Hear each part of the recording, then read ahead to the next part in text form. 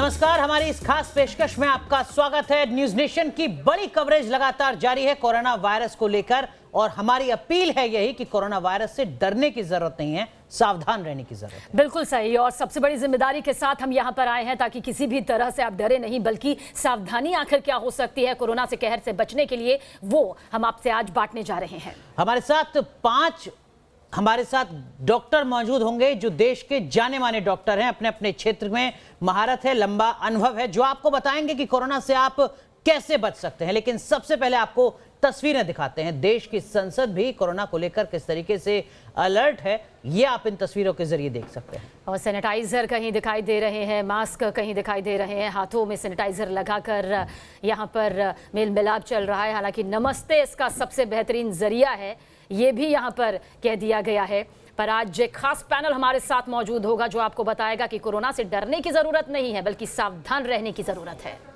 और आपको बता दें कि अब से कुछ देर पहले संसद में केंद्रीय स्वास्थ्य मंत्री ने कोरोना को लेकर बयान दिया है। उन्होंने पूरी जानकारी देश के सामने रखी है। डॉक्टर हर्षवर्धन ने कहा कि स्थिति अभी काबू में है, घबराने की जरूरत नहीं है। जरूरत वो तो विदेश जाने से बचे, ये ज्यादा जरूरी है। सरकार पूरी तरह से तैयार है, मुस्तैद है ताकि कोरोना किसी भी तरह से फैलने ना पाए। तो भारत में अब तक 29 मामले सामने आ चुके हैं। 4 मार्च तक कोरोना के 29 केस की पुष्टि की जा चुकी है। लेकिन आज जो हमारा मकसद है वो यही है कि कोरोना के कहर से बचे, सावधानी बरते, दहशत ना ही से लेकर फैलाएं, क्योंकि कोरोना से बचने की जरूरत है। और वो सावधानियां आज हम आपको अपने इस खास शो के जरिए बताने जा रहे हैं। वहीं दूसरी तरफ देश की संसद में स्वास्थ्य मंत्री ने जो तमाम अपडेट्स हैं उसकी जानकारी साझा की है संसद के सामने, देश के सामने। क्या कुछ कहा स्वास्थ्य मंत्री ने, सुनिए जरा। In our country, as on 4th March, a total of 29 positive cases have been reported so far. Of these, 3 cases were reported in Kerala earlier, who have since recovered and have been discharged already. Since last 3 days, new travel-related cases have tested positive. These include one in Delhi having travel history of Italy and Telangana having travel history from Dubai and contact history from person from Singapore. Both are clinically stable. 6 more cases have tested positive in Agra, Uttar Pradesh, having contact history with the case in Delhi. Required action as per cluster management plan has been initiated. Further, an Italian tourist and his wife have tested positive in Rajasthan. 14 other accompanying tourists in this group and their Indian bus driver tested positive on their return to Delhi. All of them are reported to be stable. A recent positive case has also been reported in Delhi yesterday, having travel history from Italy and is stable. तो दुनिया भर में corona virus का कहर लगातार बढ़ता जा रहा है। अब इसने भारत में भी दस्तक दे दी है। हिंदुस्तान में अब तक कोरोना वायरस के पॉजिटिव मरीजों की तादाद 29 सामने आई है, जिससे सरकार अलर्ट मोड पर आ गई है।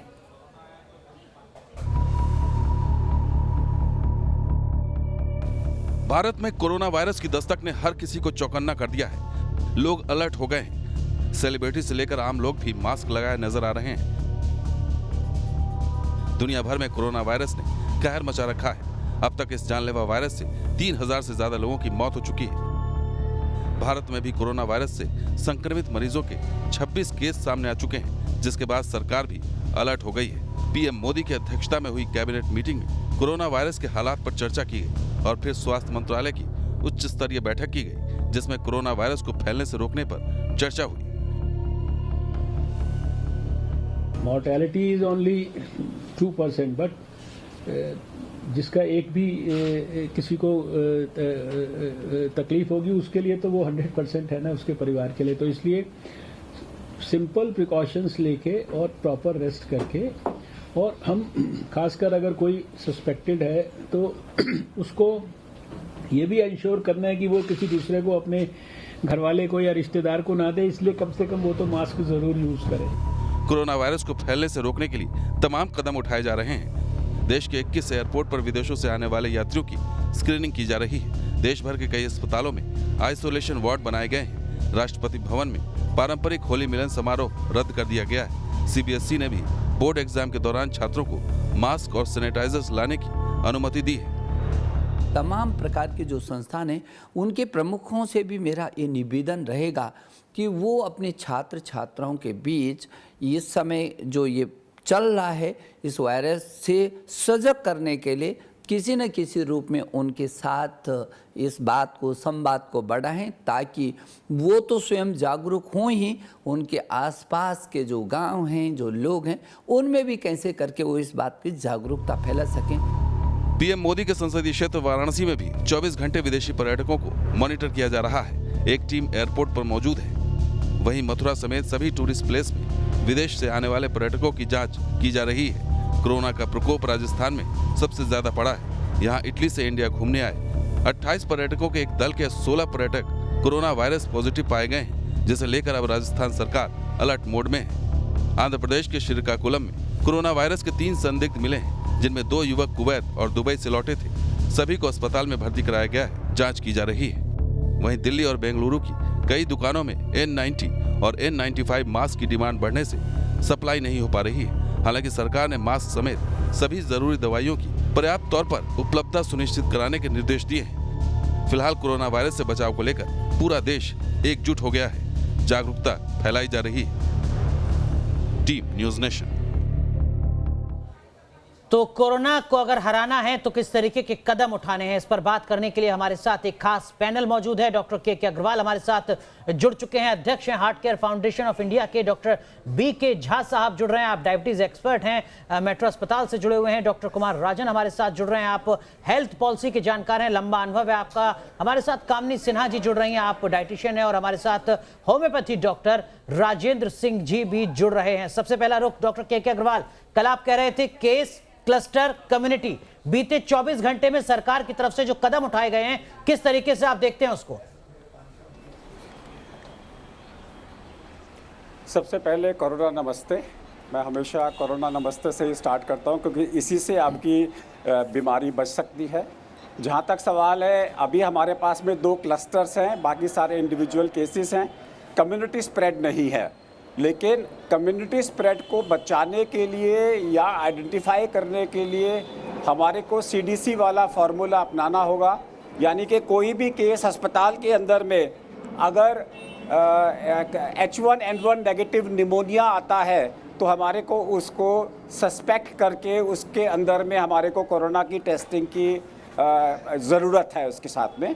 बाकी जितने भी क्लोज कॉन्टैक्ट्स हैं उन सबको क्लोज कॉन्टैक्ट्स को ट्रेस करके आइसोलेशन करके 15 दिन के लिए उनको आइसोलेशन करना ज़रूरी है।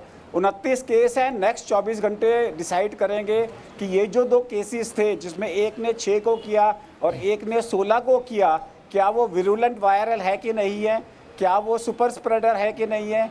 अगर ये केस 29 के 29 रह जाते हैं तो चांसेस हैं कि ये वायरस हमारे यहाँ कंट्रोल में आ जाएगा। लेकिन अगर ये जो केसेस हैं इटली वाले और जो नोएडा वाले जो आगरा में पाए गए हैं, अगर वहाँ बीमारी फैलती है तो मुश्किल हो जाएगी। बिल्कुल कामिनी जी, अब आपकी तरफ हम रुख करना चाहेंगे। दरअसल जब भी कोई वायरस आता है, जब भी ऐसे किसी कहर का सवाल आता है, तो फिर सबके सब पहुंच जाते हैं दवाइयों की दुकानों में कि जल्द से जल्द दवाइयां ले ले, उससे अपने आप को मजबूत बनाने की कोशिश करें। कितना ज़रूरी है अपने खान पान पर ध्यान देना, बाहरी खाने से बचना, और खाने में ऐसा क्या शामिल करें जिससे आपका इम्यून सिस्टम मजबूत हो जाए, जो कि दवाई नहीं कर सकते हैं? जी, सबसे पहले मैं ये कहना चाहूँगी कि कोरोना वायरस से बचने के लिए हमें अपनी इम्यूनिटी को डेवलप करना है। हमारी अंदर की क्षमता जितनी अच्छी होगी, कीटाणु हमारे शरीर में डेवलप नहीं कर पाएंगे। कोई भी मेडिसिन आप ले रहे हैं, कोई भी ट्रीटमेंट की बात करें तो वो बहुत लॉन्ग टाइम तक आपके साथ नहीं है। अगर आपकी इंटरनल क्षमता अच्छी होती है तो आप बाहर के कीटाणुओं से लड़ सकते हैं। तो आपको अपनी इम्यूनिटी हाई करनी है। जैसे बच्चों में, बूढ़ों में ये चीज़ें ज़्यादा होती हैं। अगर आपकी इम्यूनिटी वीक है तो पहले किसी बीमारी से वो ग्रसित हैं तो ये बीमारी जल्दी उन पे असर दिखाती है। वो सिर्फ इसलिए होता है कि हमें इम्यूनिटी हमारी शरीर की कम है, तो हमें इन चीज़ों से बचना है, अपनी बॉडी की इम्यूनिटी को इम्प्रूव करनी है। अब क्या ऐसा खाएं, क्या ना खाएं, ये बहुत कॉमन चीज़ है आज के आज के समय के बच्चे को हमेशा बाहर की चीज़ें।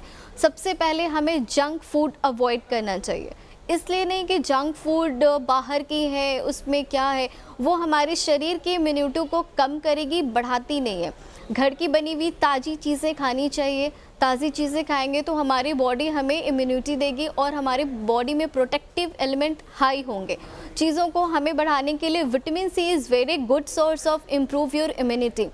लेमन जूस हो गए, आप ऑरेंजेस हो गए, आप पर डे अपनी डाइट में इंक्लूड कर सकते हैं। Ginger having a good amount and good, this is very rich source of immunity agent. आपकी बॉडी में इम्यूनिटी को डेवलप करती है, आपके टेम्परेचर को मेंटेन करती है और बाहर के कीटाणुओं से लड़ने की क्षमता को बढ़ाती है। तो जिंजर अपनी डाइट में इंक्लूड करें, किसी भी तरीके से ले सकते हैं आप इसे, या आप जिंजर टी में ले सकते हैं, या आप सब्जी में ले सकते हैं, दाल में छौंका के तरीके से ले सकते हैं। तो चीज़ों को ये है कि हमारे, और साफ़ सफाई की बात करें तो ये बहुत इम्पॉर्टेंट है। हम कोई भी चीज़ ले रहे हैं बट वो हमारे शरीर में कितनी ज़्यादा एब्जॉर्ब हो रही है, उसके लेने का तरीका क्या है, ये बहुत इम्पोर्टेंट है। ये बहुत ज़रूरी है। डॉक्टर अग्रवाल, मैं आपके पास एक बार फिर आऊँगा, लेकिन उससे पहले डॉक्टर राजन, रोज़मर्रा की ज़िंदगी में क्या कुछ कदम उठाने की ज़रूरत है? हमें कितनी दूरी से बात करनी है? क्यों ये कहा जा रहा है कि आप सैनिटाइज़र का इस्तेमाल कीजिए? क्या कुछ कदम उठा सकते हैं? सबसे पहले तो ये बहुत ज़रूरी हो जाता है कि हम इस बात को समझें कि दूसरों को अगर सर्दी ज़ुकाम है तो हम उनसे कैसे परहेज कर सकते हैं, और साथ साथ अगर हमें भी सर्दी ज़ुकाम है तो हम उससे कैसे परहेज कर सकते हैं और दूसरों को कोई परेशानी ना हो इसके लिए क्या कर सकते हैं। तो ये बहुत ज़रूरी हो जाता है कि हम इन पब्लिक एटिकेट्स को मेंटेन करें और रेस्पिरेटरी हाइजीन को मेंटेन करें। अब अगर आप बात कर रहे हैं, अगर आप क्लोज हैं तो कम से कम 3 फुट की दूरी रखें, जिससे कि बिकॉज ये पाया गया है कि कोरोना वायरस जो है वो ड्रॉपलेट इन्फेक्शन से होता है। तो कल को अगर कोई छींकते हैं मान लीजिए, तो छींकने के लिए हमेशा वो, अगर उनके पास कुछ भी नहीं है, अगर मान लीजिए उन्होंने मास्क भी नहीं पहना हुआ है, तो उन्होंने सिर्फ अपनी एल्बो को और छींकना है जिससे कि वो स्प्रेड ना करे। और साथ साथ हमें ये ध्यान रखना है कि जब भी हम ऐसा करते हैं, और मास्क की बात कई बार ज़ोरों से उठाई जाती है, मास्क को पहनने का एक तरीका होता है।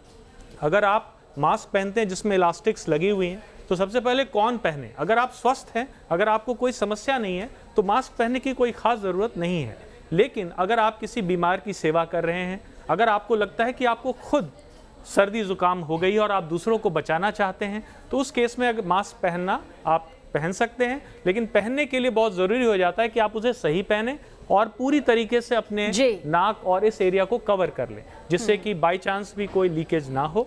और साथ साथ अपने फेस को आप अपने हाथों से बार बार ना छुएं। ये जो डॉक्टर के अग्रवाल शुरुआत में नमस्ते कोरोना कर रहे थे, बिल्कुल, इस नमस्ते कोरोना का असर आपको भी लगता है कि बहुत ज्यादा है? बिल्कुल, याद होगा आपको, जैसे ही मैं आपके स्टूडियो में आया था, मैंने सबसे पहले नमस्ते ही किया था, क्योंकि ये नमस्ते आज इजराइल के प्राइम मिनिस्टर भी नेतन्याहू साहब भी यही कह रहे हैं कि हमें भारत से नमस्ते सीखना चाहिए, और नमस्ते एक सबसे सुरक्षित तरीका है एक दूसरे से मिलने के लिए। बिल्कुल। डॉक्टर बीके झा भी हमारे साथ में मौजूद है। झा सर, आपसे यहाँ पर समझने की ये कोशिश करेंगे, क्योंकि ठीक है सबको बचने की ज़रूरत है, लेकिन आपको कितना ज़रूरी लगता है जिनका इम्यून सिस्टम कमज़ोर है, या जो किसी पहले से ही किसी बीमारी से ग्रसित है, बच्चों को, बुजुर्गों को, गर्भवती महिलाओं को, हार्ट पेशेंट को, जो शुगर पेशेंट्स हैं, उनको सबसे ज़्यादा ख्याल रखने की ज़रूरत है?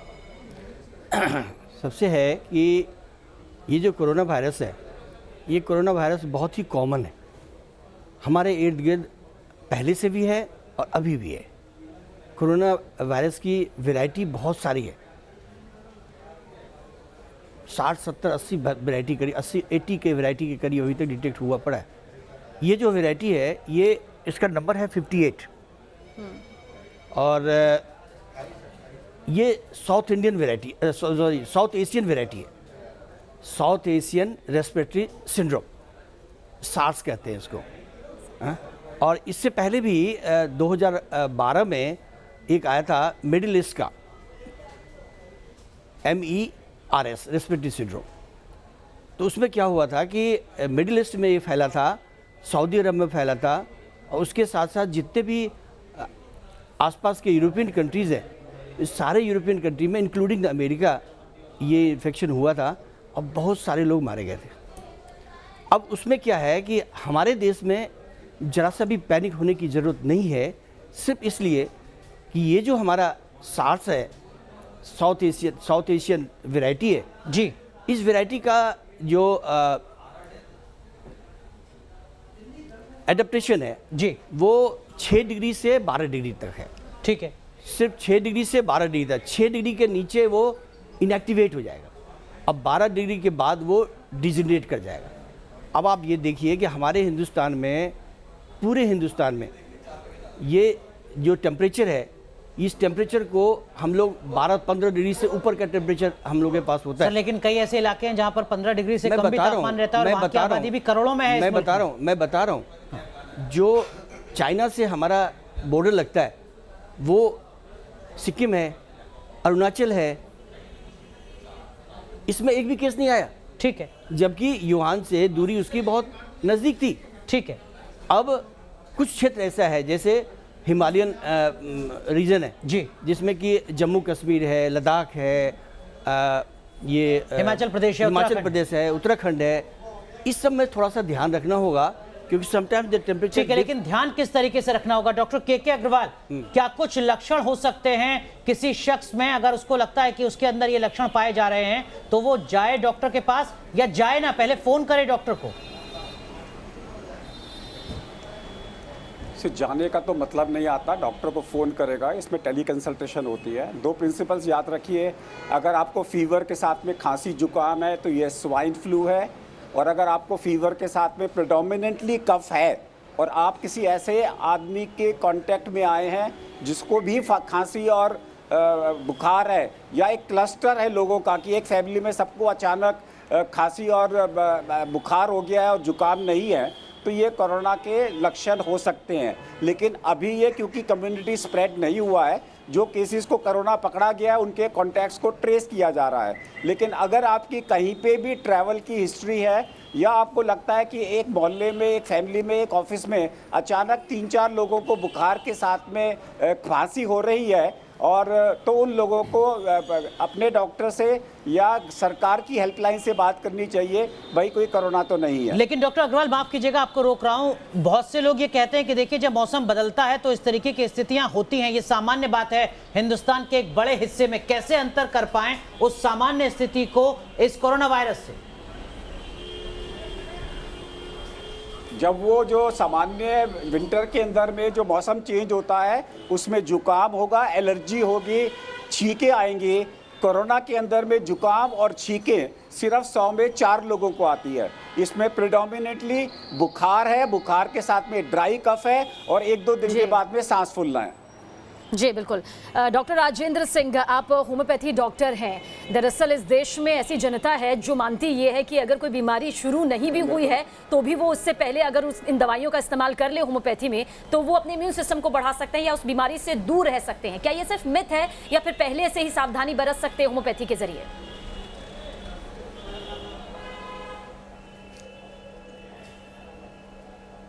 जी, ये बिल्कुल ठीक है, और होम्योपैथिक मेडिसिन लेने से बॉडी की इम्यूनिटी बढ़ती है और रोग के प्रति वो बॉडी में इम्यूनिटी पैदा करता है।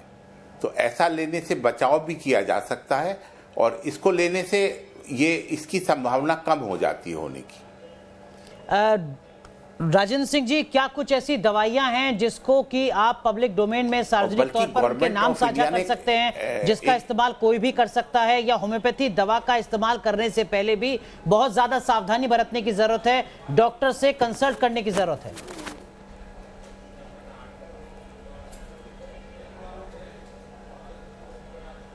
जी, ये तो सच है कि पहले कंसल्ट करना चाहिए, पर अभी सरकार ने भी एक एडवाइजरी जारी की है। आर्सेनिक L30 की 2 बूंद यदि सुबह एक बार रोज 3-4 दिन तक ली जाए तो ये प्रतिरोधक का काम करती है, प्रिवेंटिव मेडिसिन है। इससे इसकी रोग होने की वो कम हो जाती है या वो बचाव किया जा सकता है। चलिए, और डॉक्टर सिंह जी, अगर मैं सही हूं तो आपने दवाई का नाम लिया आर्सेनिक L30, जिसकी 2 बूंद कोई भी शख्स इस्तेमाल कर सकता है। सरकार की ये एडवाइजरी है, इसमें कहीं कोई समस्या नहीं है। जी मैं सही हूं?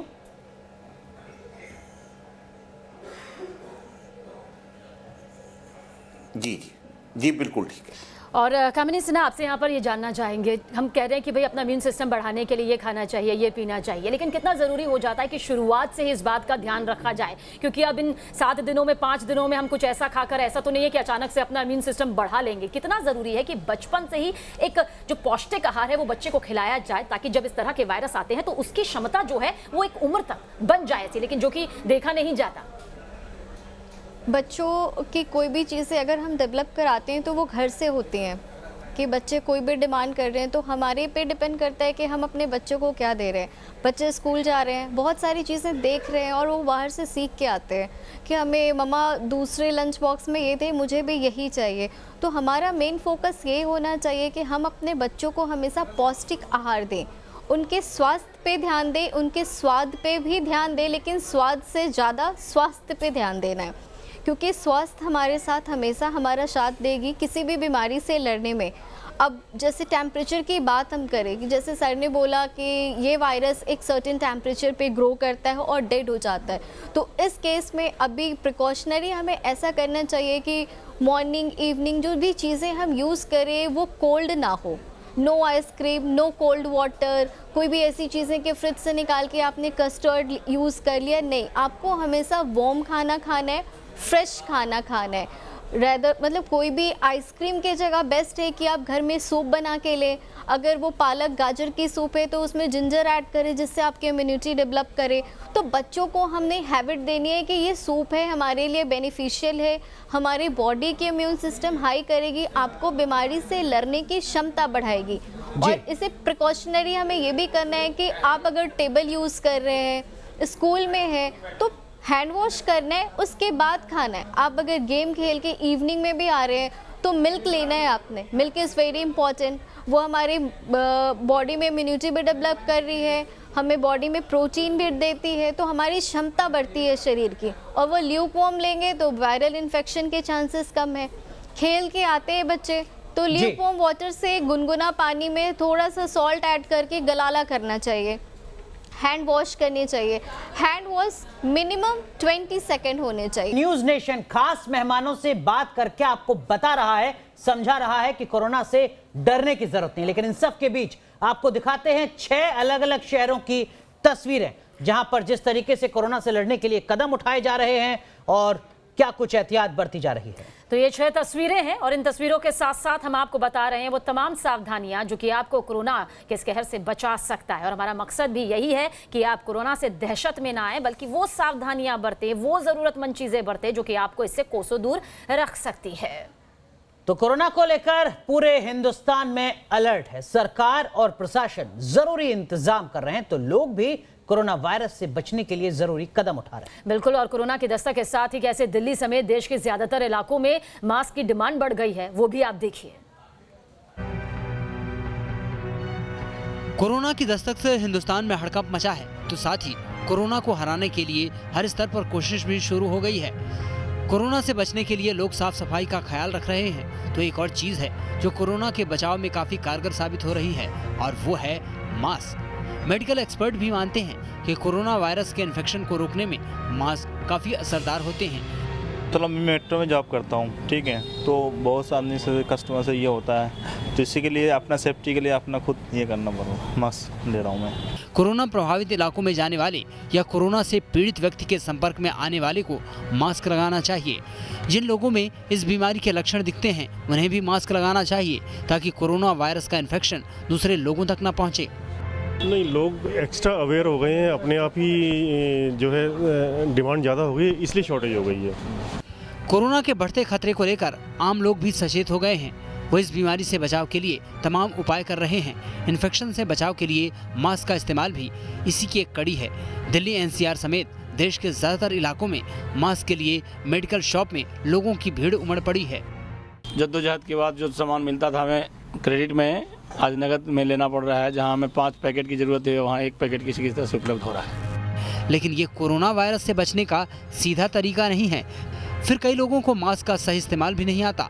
इससे खतरा और बढ़ सकता है, यानी मास्क के इस्तेमाल में सावधानियां बरतना जरूरी है। अब आपको बताते हैं कि कोरोना से बचाव के लिए कौन सा मास्क सबसे ज्यादा कारगर होता है और किन की डिमांड इस वक्त सबसे ज्यादा है। ये मास्क है N95। कोरोना वायरस जैसे इन्फेक्शन रोकने के लिए ये सबसे कारगर माने जाते हैं। ये मास्क मुंह और नाक पर अच्छी तरह फिट हो जाते हैं। ये मास्क छोटे छोटे कणों को रोकता है।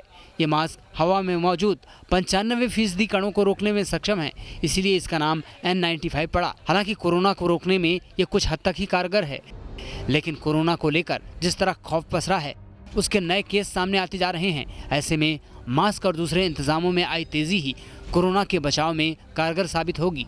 Team news nation.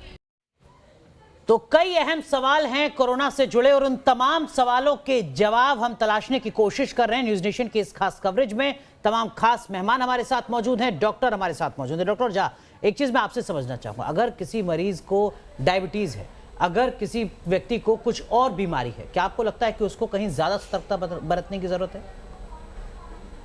अगर किसी को कुछ क्रॉनिक बीमारियां हैं, एक्चुअली होता क्या है कि जो वायरल इन्फेक्शन होता है वो वायरल इन्फेक्शन सिर्फ रेस्पिरेटरी सिस्टम को ही नहीं बल्कि cardiac system, particularly the hepatic system, kidney, ये सारे अंगों को प्रभावित करती है। अगर कोई इम्यूनो कॉम्प्रोमाइज्ड पेशेंट है लाइक द कैंसर्स और डायबिटीज़ है, हाइपरटेंशन है, किडनी डिजीज़ है, तो ऐसे पेशेंट को जो वायरस का सब्सिक्वेंट इफेक्ट होगा वो ज़्यादा होगा। क्यों? कि जब ये वायरस रेस्पिरेटरी सिस्टम में जाता है तो वहाँ सूजन कराता है। सपोज किसी को अस्थमा है, अगर वो सूजन करेगा ज़्यादा तो अस्थमा की जो दवाइयाँ ले रहा है वो काम नहीं करेगा जी। रेस्पिरेटरी में अगर ऑक्सीजन की ड्राइव कम हो जाएगी तो उसका इफेक्ट किडनी पर पड़ेगा, लंग्स पे पड़ेगा, हार्ट पे पड़ेगा। ठीक है। इसीलिए हमेशा ये जो कोरोना वायरस का जो डेथ का जो परसेंटेज है, it is more in the after 70 years. लेकिन डॉक्टर राजन, आपको लगता है कि ये समस्या हिंदुस्तान के लिए एक बड़ी चुनौती हो सकती है, जिसको पूरी दुनिया में क्रॉनिक डिजीज की राजधानी कहा जाता है? ये आपका कहना बिल्कुल दुरुस्त है कि अगर जो क्रॉनिक डिजीज़ेज़ होते हैं, प्राइमरली नॉन कम्युनिकेबल डिजीज़ेज़ जो होते हैं, अगर आप उनके साथ हैं, कोमॉर्बिड कंडीशन जिसे हम कहते हैं, अगर उनके साथ हैं और तब अगर लोगों को इस तरीके की सिम्टम्स आती है जिसमें उन्हें जुकाम नहीं होके सिर्फ, जैसा डॉक्टर अग्रवाल ने भी बताया था कि आपको खांसी आती है, खांसी के बाद आपको श्वसन तंत्र में जो आपके है वो काफ़ी हैवीनेस होने लगती है, तो इन सब में उनको खासा ध्यान रखना चाहिए, क्योंकि उससे इनकी इम्यूनिटी सिस्टम, जैसे डॉक्टर कामिनी ने कहा, ऑलरेडी उनकी इम्यूनिटी सिस्टम काफ़ी कमज़ोर हो चुकी होती है और उसके ऊपर जब ये दोहरी मार पड़ती है तो उसमें सावधान रहना चाहिए। बिल्कुल। डॉक्टर राजेंद्र आपके पास आएंगे, लेकिन बहुत जल्द आपसे यहाँ पर हम समझना चाहेंगे राजेंद्र जी, कितना ज़्यादा ज़रूरी हो जाता है, क्योंकि होम्योपैथी पर लोगों का विश्वास बहुत रहता है, उनको लगता है कि इसे लेकर अगर हम कुछ महीनों तक लेते रहेंगे तो जड़ से वो बीमारी ख़त्म हो जाएगी। इसमें कितनी सच्चाई है? क्योंकि कई बार मैंने देखा है कि सालों सालों तक लोग होम्योपैथी की दवाई को लेते हैं।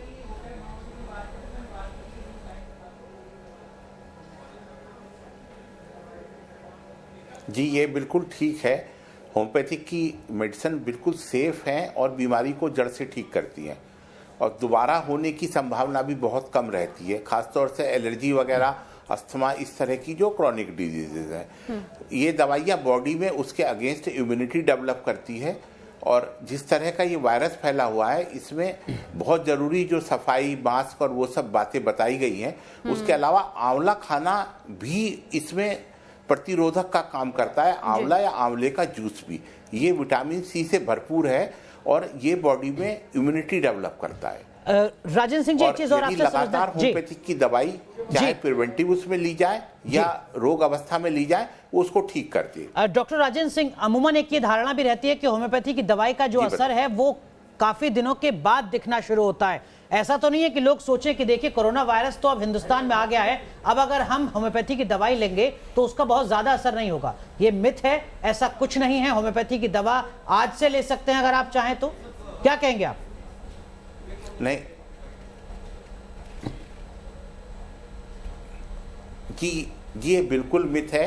होम्योपैथिक की दवाई बिल्कुल क्विक इफेक्ट करती है और बिल्कुल तेजी से असर करके और उसी दिन से इसके इफेक्ट आने लगते हैं। जी, बिल्कुल ऐसा डॉक्टर राजन, बिल्कुल नहीं है, ये खाली एक भ्रम चलिए पैदा आपके है पास समाज आएंगे डॉक्टर राजन। डॉक्टर राजन यहाँ पर आपसे समझने की कोशिश करेंगे। आपने एक बहुत अच्छा टिप्स यहाँ पर दिखाया था कि किस तरह से अगर आपके पास टिश्यू नहीं है, हैंकी नहीं है, तो आप अपने बाजू का इस्तेमाल कर सकते हैं। इसके अलावा कुछ और टिप्स है, क्योंकि देखिए कहते हैं कि आंख, नाक और मुंह से वायरस एंटर करता है, इसे कैसे बचाएं? क्योंकि हर 2 मिनट में कभी हम मोबाइल छू रहे हैं, कभी हम लैपटॉप को छू रहे हैं, कभी हम किसी की बॉटल छू रहे हैं, मेट्रो से आ रहे हैं तो किसी स्टैंड को छू रहे हैं, और फिर वही चीजें मुंह में जा रही है, आंखों में हम साफ कर रहे हैं। किस तरह से बचें? तो सबसे पहले आपका क्वेश्चन जो है, आपका प्रश्न जो है बहुत वाजिब है, और शायद अगर ये एक हम काम अच्छा कर लें तो हम बहुत सारे प्रिवेंशन मोड को ले सकते हैं।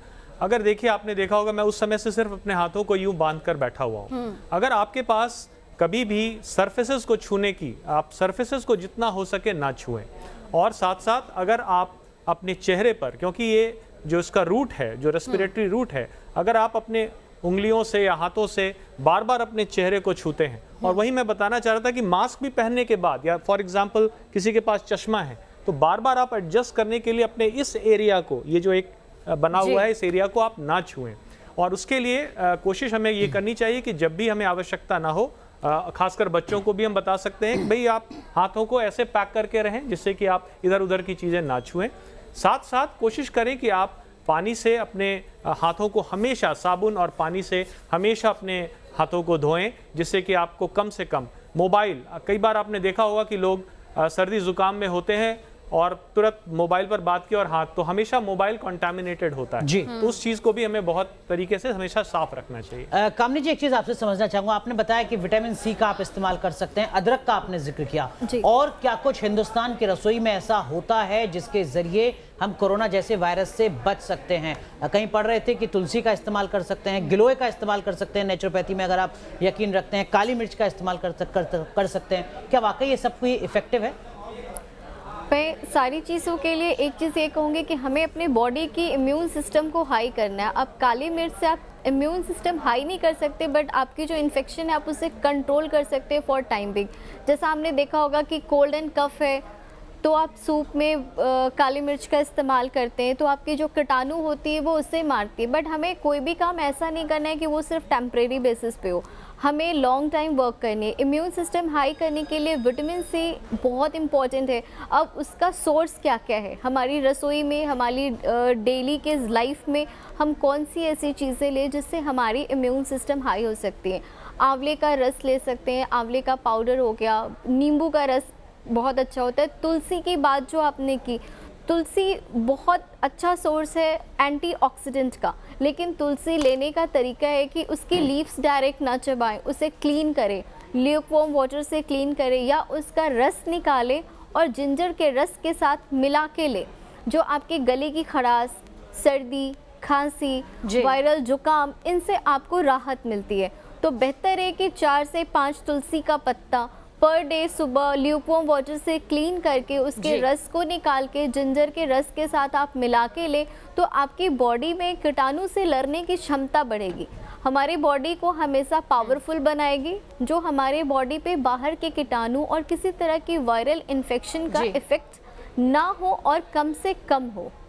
डॉक्टर बीके, जैसा कि सर ने भी यहाँ पर बताया कि किस तरह से आप टिप्स यहाँ पर काफ़ी कारगर वो लग रहे थे, तो कहीं मैं देख रही थी, कहीं मैं सुन रही थी और पढ़ भी रही थी कि लिफ्ट अगर आपको खोलना है तो आप इसका इस्तेमाल ना करें, फिंगर का इस्तेमाल ना करें, कोशिश करें यहाँ से खोलें, क्योंकि हमारी आंखों में ये जाता है। कहीं मैं पढ़ रही थी कि अगर गर्मियाँ हैं लेकिन अगर हो सके तो ग्लव्स का इस्तेमाल करें, फिर उन ग्लव्स को धो भी दें, क्योंकि क्या होता है ना, मास्क और ग्लव्स सालों सालों तक चलाते हैं और वही हम कई बार दूसरों को भी इस्तेमाल करने के लिए दे देते हैं। तो इस तरह से कितना ज़रूरी है छोटी छोटी चीज़ों का ध्यान रखना। सबसे बड़ी बात है कि जो मास्क जो हम लोग यूज़ करते हैं, वो मास्क सिर्फ 2 आदमी के लिए बहुत ज़रूरी है। जो मेडिकल स्टाफ है, जो मरीजों की देखभाल करता है, उसके लिए बहुत ज़रूरी है। और दूसरा है कि जिस पेशेंट में सस्पेक्टेड जो पेशेंट आया है, उसके लिए बहुत ज़रूरी है। और ये जो बाकी मेडिकल स्टोर के बाहर भीड़ लग रही है मास्क खरीदने के लिए, नहीं जरूरत नहीं है उन लोगों को मास्क बिल्कुल नहीं, बिल्कुल नहीं। वो 100 रुपए के मास्क के 500 रुपए देने के लिए अगर मजबूर हो रहे हैं कहीं पर, तो उसकी जरूरत नहीं है। जब भी ये बैक्टीरिया अभी के जो दिल्ली का टेम्परेचर जो ही बाहर आएगा और कहीं से मेटल में लगेगा या कहीं और लगेगा, it will degenerate definitely. Doctor Rajan, आप सहमत नजर आते हैं इस बात से कि जरूरत नहीं है कि हर कोई मास्क के पीछे दौड़ रहा है, या मतलब थोड़ी सावधानियां, कितना आप सहमत? निश्चित रूप से आपका जो ये कहना है कि हर एक व्यक्ति को मास्क लेने की ज़रूरत नहीं है, मास्क की होर्डिंग करने की ज़रूरत नहीं है। मास्क उन्हीं लोगों के लिए ज़रूरत है, सबसे पहले जैसा डॉक्टर साहब ने भी कहा कि जो हेल्थ प्रोफेशनल्स हैं उनके लिए मास्क की बहुत उपयोगिता है, क्योंकि अगर आपने बीमारी ठीक कराना है तो अल्टीमेटली आपने हेल्थ प्रोफेशनल्स के पास ही जाना है। प्लस जो आपके घर में बीमार चल रहे हैं उनसे बचने के लिए अगर आप मास्क पहनते हैं, और सबसे पहले मैं रिक्वेस्ट करूंगा हम थूकना, यत्र तत्र सर्वत्र थूकना बंद करें, क्योंकि आप देखते हैं कि जहां भी देखिएगा आप पान खाकर या गुटखा खाकर लोग हर जगह थूके रहते हैं, जिससे कि वो आपके लिए एक प्रॉब्लम बन सकता है। बिल्कुल, तो इस तरीके के कदम कुछ उठाने होंगे। लेकिन डॉक्टर झा देखिए, नेचुरोपैथी में क्या कुछ कदम हो सकते हैं, क्या कुछ चीजें हो सकती हैं, इसका जिक्र हुआ। होम्योपैथी में तो डॉक्टर साहब ने दवाई बता दी बाकायदा। एलोपैथी में क्या कुछ ऐसी चीज है जिसका इस्तेमाल कोई व्यक्ति प्रिकॉशनरी कर सकता है, या आप सलाह नहीं देंगे, सरकार सलाह नहीं देती? एक चीज़ है खाली कि इसकी पर्टिकुलर कोई एंटीबायोटिक्स या एंटीवायरल मेडिसिन तो है नहीं। तब है क्या कि जितनी भी वायरल इन्फेक्शंस होता है ना, उसका दो चीज़ पर इफेक्ट जरूर पड़ता है। एक तो लिवर पे, कि सभी में लिवर एंजाइम्स बढ़ जाता है। दूसरा जो ब्लड क्लॉटिंग मैकेनिज्म होती है ना, वो खून पतला हो जाता है उसका। इसीलिए डॉक्टर्स लोग ये ध्यान रखें, क्लिनिशियन ये ध्यान रखें कि जो भी पेशेंट अगर वो पॉजिटिव आया है या सस्पेक्टेड है, तो सबसे पहले एंटी प्लेटलेट की दवाइयाँ, जो खून पतला करने की दवाइयाँ हैं, उसको तो बंद कर दें। खून पतला करने की जो दवाइयाँ हैं उसको बंद करें, और लिवर एंजाइम्स ना बढ़े इसके लिए हिपैटिक मेडिसिन जो है, जो दवाइयाँ होती है जो लिवर एंजाइम्स को कंट्रोल करती है, सपोर्ट ऑफ द लिवर, ये जरूर रखें डॉक्टर से सलाह लेकर। हाँ, डॉक्टर से सलाह लेकर, ऐसे अपने आप नहीं, अपने आप कोई दवाई ना लें जी। और कोशिश करें कि जो भी ऐसी दवाइयाँ होती है जो जिससे कि गैस्ट्रिक ब्लीडिंग होती है, जैसे एस्पिरिन है या सिर दर्द की दवाई, क्योंकि इसमें तेज़ बुखार होता है, और बुखार ही है कि right from very first day, second third day से इसका इंक्यूबेशन पीरियड है, और इसका इतना इंक्यूबेशन पीरियड लंबा है कि sometimes it is up to 24 days.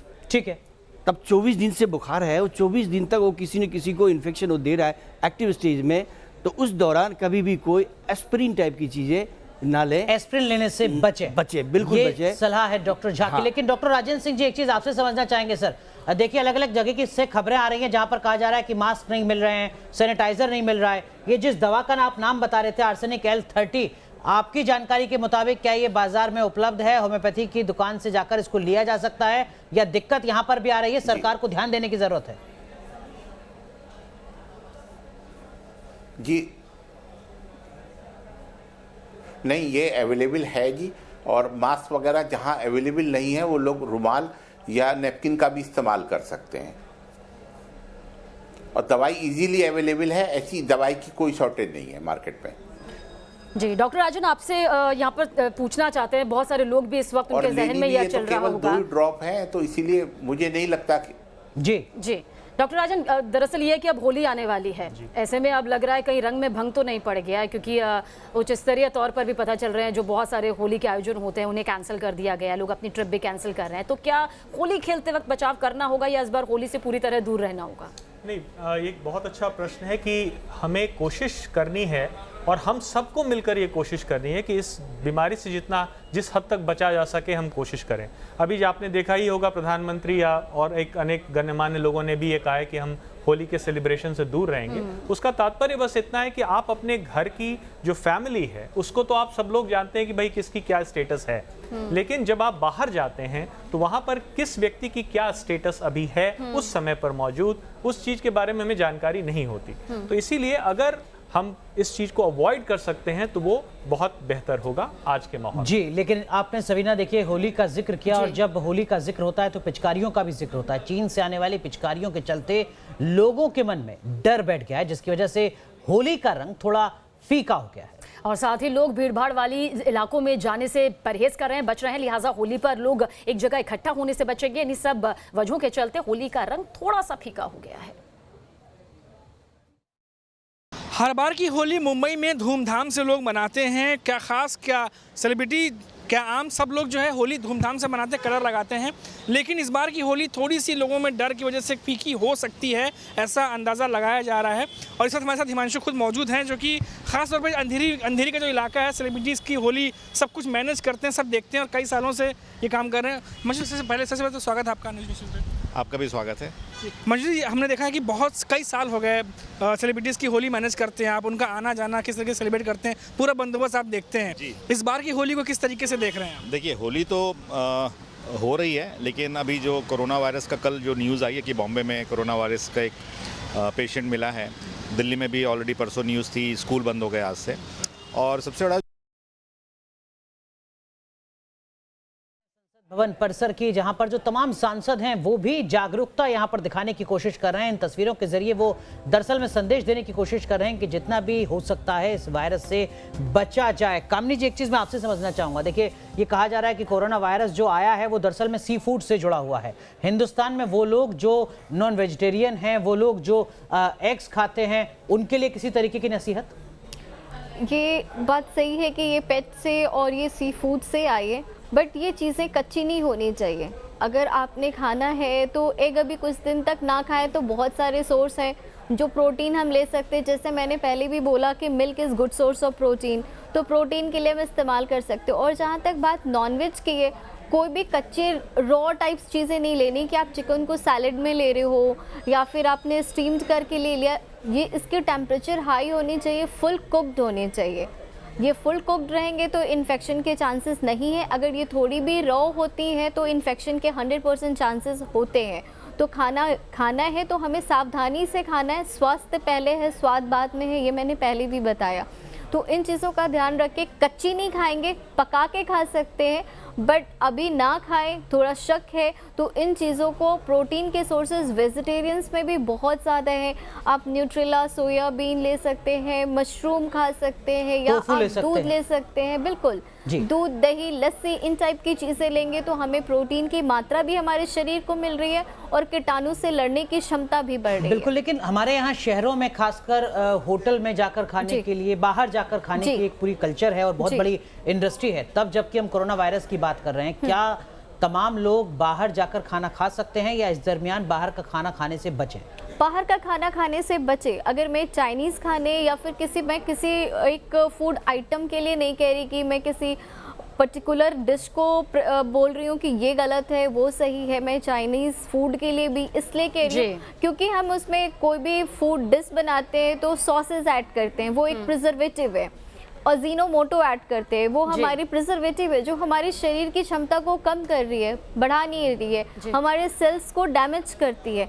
तो अगर कोई भी ऐसी चीज़ें खानी है तो आप घर पे बना के खाएं। और रेस्टोरेंट की चीज़ें हमें नहीं पता वो कौन से टाइप की ऑयल यूज कर रहे हैं, बिल्कुल, और कितने दिन पुरानी है वो, किस तरह से वो आपको सर्व की जा रही है, इन सबका ध्यान रखना तो जरूरी होता है, लेकिन वो कितना रख रहे हैं मालूम नहीं है। डॉक्टर राजन, आपसे यहाँ पर हम जानना चाहेंगे, क्योंकि अभी कोरोना वायरस चल रहा है, इसलिए सब सावधानियां बरत रहे हैं, लेकिन जैसे ही पता चलेगा कि ये वापस लौट चुका है या इसका कहर कम हो चुका है तो हम फिर उसी रोजमर्रा की जिंदगी में आ जाएंगे। कितना जरूरी है जो सावधानियां आप सबने बताई उसका ताउम्र ध्यान रखा जाए? देखिए जी, prevention is better than cure, हम सब ये इस बात को बचपन से सुनते आए हैं, और हेल्थ इज़ वेल्थ। तो अगर आपको अपने स्वास्थ्य का ध्यान रखना है तो सबसे अच्छी चीज़ जो हम अपने लिए कर सकते हैं और वो है अपना हाइजीन मेंटेन करना, अपना पर्सनल हाइजीन मेंटेन करना। तो अगर हम ये चाहे आज कोरोना के समय में या कोरोना के बाद भी हमेशा अगर अपना हाइजीन मेंटेन करते हैं, हम अच्छे से बात लेते हैं, हम अपने हाथों को साफ रखते हैं, चेहरा साफ रखते हैं, तो इससे हमारा हमेशा विन विन सिचुएशन रहता है। डॉक्टर राजेंद्र सिंह जी, समय खत्म हो रहा है, आखिर में आपसे भी समझना चाहेंगे, तमाम न्यूज नेशन के दर्शकों को आपकी नसीहत, आपकी सलाह।